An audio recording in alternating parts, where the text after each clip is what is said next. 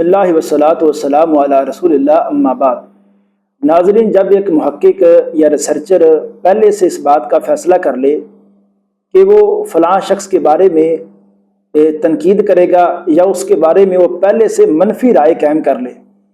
اکثر پھر دیکھنے کو یہ آیا ہے کہ ایسا ریسرچر، محقق یا مقرر وہ انصاف والی بات نہیں کرتا، وہ تحقیق کا خون کر جاتا ہے۔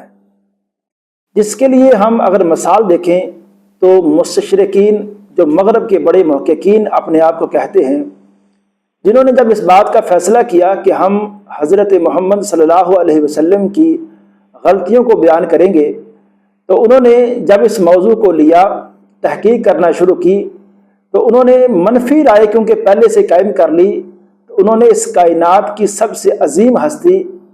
جن کو رب تعالیٰ نے قرآن حکیم کے اندر اس طرح سے پیش کیا کہ لوگوں، یہ ان کی شخصیت لوگوں کے لیے، کائنات میں بسنے والے لوگوں کے لیے اسوہ حسنہ ہے، تو ان مستشرقین نے حضرت محمد صلی اللہ علیہ وسلم کی بھی غلطیوں کو بیان کرنے کی ناکام اور نامراد کوشش کی، اور سچ کے ساتھ ان لوگوں نے پکی دشمنی کر لی۔ تو جب سوچ پہلے منفی کر لی تو تحقیق کا انہوں نے خون کر ڈالا۔ ایسے ہی ہمارے معاشرے میں کچھ لوگوں نے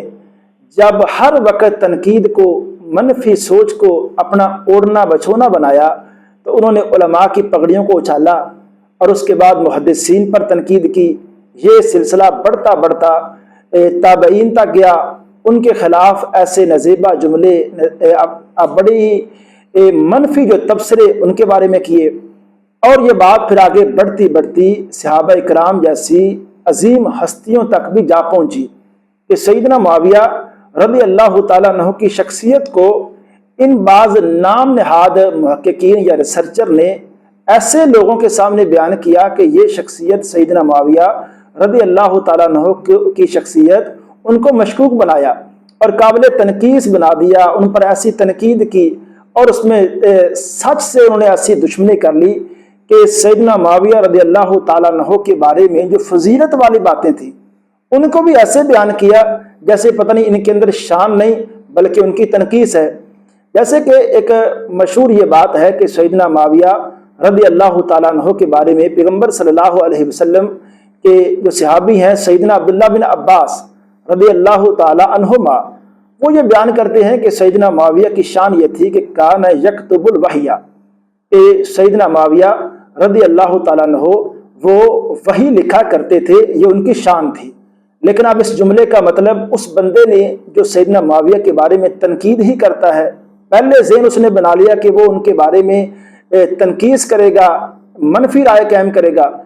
اس جملے کا اس بندے نے ترجمہ ایسے کر دیا کہ یہاں سے مراد کوئی وحی نہیں ہے، یہاں سے مراد صرف یہ ہے کہ وہ پیغمبر صلی اللہ علیہ وسلم کے، اللہ معاف کرے، یعنی منشی تھے۔ حالانکہ اگر منشی بھی کہہ دیا جائے نا،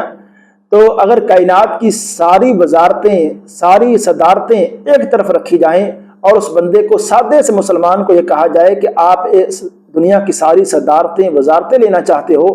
یا حضرت محمد صلی اللہ علیہ وسلم کے منشی بننا چاہتے ہو، تو ایک سادہ مسلمان چند سیکنڈز کے اندر فیصلہ کرے گا، کہے گا کہ میں حضرت محمد صلی اللہ علیہ وسلم کی قربت کو حاصل کرنے کے لیے میں تو آپ کا منشی بن جاؤں گا، مجھے آپ کی جو نالین مبارک ہیں وہ سیدھے کرنے پڑ جائیں، وہ گانٹھنے پڑ جائیں، میں تو ہر طرح سے اللہ کے رسول علیہ الصلوۃ والسلام کے قرب کو ہی مقدم رکھوں گا۔ اور اسی طرح پیغمبر صلی اللہ علیہ وسلم نے سیدنا معاویہ رضی اللہ تعالیٰ عنہ کے بارے میں ایک دفعہ ایک جملہ بولا کہ لا اشبع اللہ بطنہ، کہ اللہ معاویہ رضی اللہ تعالیٰ عنہ کا پیٹ نہ بھرے۔ اب اس جملے کا جتنے محدثین ہیں وہ اس جملے کو اس طرح سے بیان کرتے ہیں کہ اس کے اندر فضیلت ہے، اس کے اندر کوئی تنقیص نہیں ہے۔ آپ اس کے لیے جو لغت کے امام ان کو دیکھ لیں، آپ جو صحیح مسلم کی شرح کرنے والے حافظ نووی رحمہ اللہ ان کی شرح دیکھ لیں، اور امام مسلم رحمہ اللہ نے جس جگہ فضیلت کے باب میں اس حدیث کو نقل کیا ہے، اس سے حافظ ابن کثیر رحمہ اللہ جیسے وسیع المطالعہ عالم دین وہ جو کہتے ہیں کہ امام مسلم اس حدیث سے سیدنا معاویہ رضی اللہ تعالیٰ عنہ کی فضیلت کو بیان کرتے ہیں۔ لیکن ایک نام نہاد سکالر جس نے فیصلہ کیا کہ سیدنا معاویہ کے بارے میں جب بھی بات کرے گا، منفی بات کرے گا، تو اس نے اس حدیث کو بھی منفی معنی میں لیا۔ ناظرین، ہم سب اللہ سے ڈر کے ایک بات سوچیں اور غور کریں کہ سیدنا معاویہ رضی اللہ تعالیٰ عنہ کے بارے میں ایک وہ بات جو بڑے اتفاق کے ساتھ محدثین کر رہے ہیں، شارحین کر رہے ہیں، لغت کے امام کر رہے ہیں، امت کی ایک کثیر جماعت وہ ایک فیصلہ کرے، ایک حدیث سے سیدنا معاویہ کی فضیلت بیان کرے، اور آج کا ایک نام نہاد وہ بندہ جو تحقیق کے نام سے شاید وہ واقف نہیں ہے، وہ ان روایات کو اس طرح سے بیان کرے کہ وہ سیدنا معاویہ کی تنقید سامنے لائے۔ ناظرین، ایک بات میں مزید یہ بھی کہنا چاہتا ہوں کہ جن کتابوں کا حوالہ دے کر آج لوگ صحابہ کرام کی تنقید کرتے ہیں نا، اگر یہ پہلے فیصلہ کر لیں کہ میں ان کے بارے میں انہی کتابوں میں جو مثبت باتیں ہیں، فضیلت والی باتیں ہیں، جن کو ہم بیان کر کے پڑھ کے ہمارے دلوں میں ان کے بارے میں محبت پیدا ہوگی، تو بڑی یقین کے ساتھ اور بڑے میں وثوق کے ساتھ یہ بات کہہ سکتا ہوں کہ انہی کتابوں میں وہ لوگ ان صحابہ کرام کے بارے میں فضیلت والی باتیں بھی پڑھ سکتے ہیں، وہ مثبت باتیں ان کو انہی کتابوں کے اندر مل جائیں گی، لیکن وہ پہلے ذہن تو بنائیں کہ ہم ان صحابہ کرام کے بارے میں جو رب تعالیٰ کو بڑی محبوب یہ شخصیات تھیں، یہ رب تعالیٰ کا حسن انتخاب تھا، یہ صحابہ کرام یہ کوئی عام لوگ نہیں تھے۔ اسی لیے تو کسی کہنے والے نے عمر بن عبدالعزیز سے اور باقی بڑے بڑے ائمہ، امام موافع بن عمران بڑے امام ہیں، ان سے جب کسی بندے نے پوچھا کہ عمر بن عبدالعزیز کا مقام زیادہ ہے یا سیدنا معاویہ کا، تو انہوں نے کہا کہ آپ عمر بن عبدالعزیز کو جو ایک بڑا مقام رکھتے ہیں، ایک جلیل القدر خلیفہ ہیں مسلمانوں کے، تو جن کے انصاف کے عدل کے قصے معروف ہیں،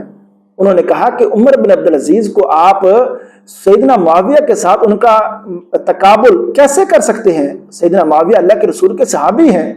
اور عمر بن عبدالعزیز جتنا مرضی مقام رکھیں لیکن شرف صحابیت ان کے پاس نہیں ہے۔ ناظرین، آپ اور ہم سب اس بات پہ غور کریں کہ صحابہ کرام کو جو اللہ تعالیٰ نے مقام دیا ہے، مرتبہ دیا ہے، ہم وہ سوچ بھی نہیں سکتے کہ ہزاروں سال کی عبادت، ریاضت اور توبہ استغفار، ذکر و اذکار، وہ بھی کسی بندے کو مقام صحابیت اس سے حاصل نہیں ہو سکتا۔ یہ صرف اللہ تعالیٰ کی ایک عطا ہے، اللہ تعالیٰ کی طرف سے خاص انعام ہے۔ جن بندوں کو اللہ تعالیٰ نے اس کا اہل سمجھا، اللہ تعالیٰ نے ان کو یہ اعزاز دے دیا۔ جس طرح نبوت کا ایک مقام ہے نا، مرتبہ ہے، اللہ نے اس کے لیے جن شخصیات کو چاہا، اللہ تعالیٰ نے اس کے لیے ان کو منتخب کیا۔